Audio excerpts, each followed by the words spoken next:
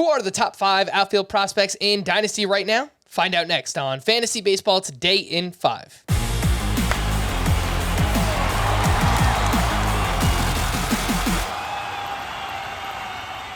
Welcome into FBT in 5. Today is Saturday, December 3rd. I am Frank Sanford, joined by The Welsh. Make sure you follow him on Twitter at IsItTheWelsh.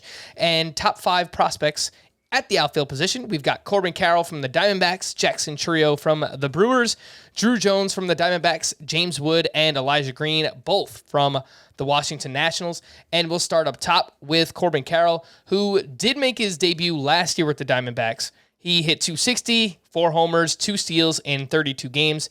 The dude is like unreal fast. He's got some pop as well. The early ADP, Welsh, in NFBC leagues, 66.4, 17th outfielder off the board. What do you think about that price tag for Corbin Carroll? Is a pretty hefty price tag, friends.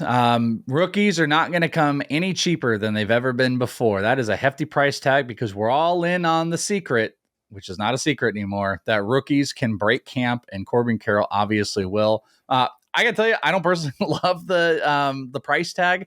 I love the guy. I love the rookie. I would love to own him, but in the top 65, it might be a little too rich for me. Here's my problem.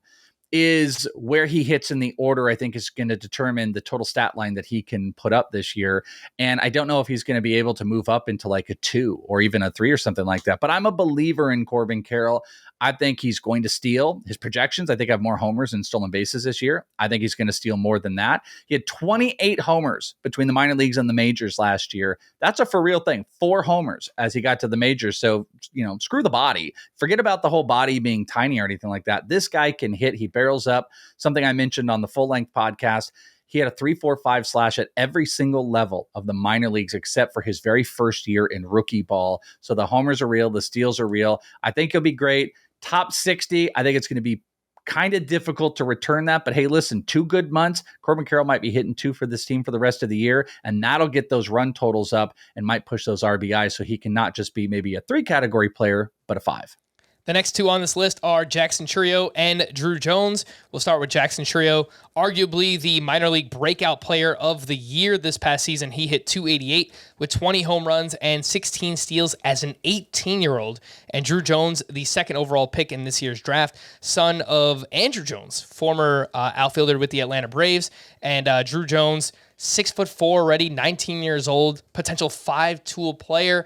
Welsh, talk to me about both of these guys. Jackson Chourio, are you buying the hype? And Druw Jones, any concern about the shoulder because he did have surgery last year? Well, this year. Pretty little concern about the shoulder. Diamondbacks have dealt with this with Corbin Carroll and Jordan Lawler. Both have returned awesome. So I trust in the medical staff of the Diamondbacks. This is not their first rodeo with this type of injury. He's with the Diamondbacks currently, maybe moving in and out. He's been training and rehabbing. Corbin Carroll is there with him. So I kind of love the idea of a guy like Corbin Carroll working with him, which he did with Jordan Lawler the previous year. Team leader. That's the guy that Corbin Carroll is. Druw Jones is an insane talent. We just don't have a background of it outside of high school where he had over 500 homers, stolen bases. This is an elite talent. This is the face of an organization who's got the bloodlines. I think we can get crazy with it, but I buy in. I'm a big buyer. I've got him as a top 10 overall dynasty prospect, and this is a first-year player, so there is risk. And Jackson Chourio, it's hard to deny the level that he pushed from extended spring training to AA. I've literally never seen that before. Hard hit numbers through the roof. Body grew in a really positive way. He regressed a little bit as he got higher in the levels, but the kid's 18 years old. He was the youngest player at every single stage he played. Jackson Chourio is an elite talent. He showed you the entire year answering every single question. It is incredibly hard to deny where he's at, but I would acknowledge that it's always worth maybe dangling out there because Jackson Chourio has moved himself up as like a top 3 overall prospect. Maybe see what's out there. It's going to be really hard for him to be able to rebound and produce like he did this past year from obscurity to an elite prospect. So he's going to have to perform at a high level to keep that value. So there might be a little bit of value you can jump on right now, but I do believe in Jackson Chourio long-term. All right, the last two names on this list, James Wood and Elijah Green, both from the Nationals.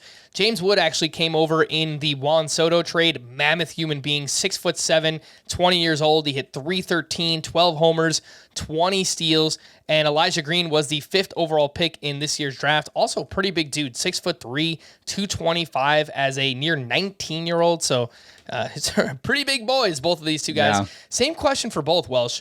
How much do you worry about the strikeouts for both of these guys? James Wood started off the year, looked pretty good making contact.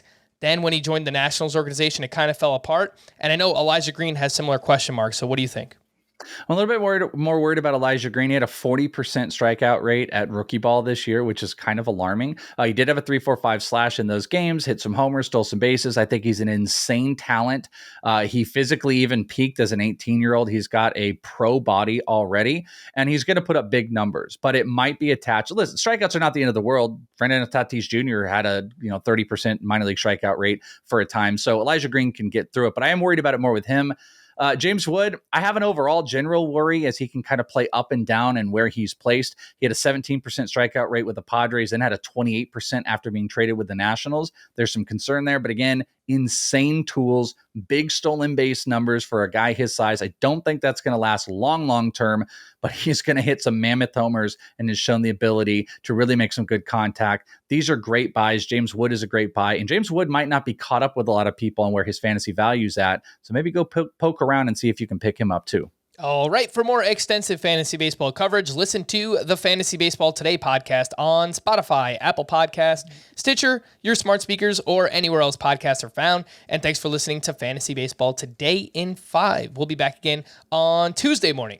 Bye-bye.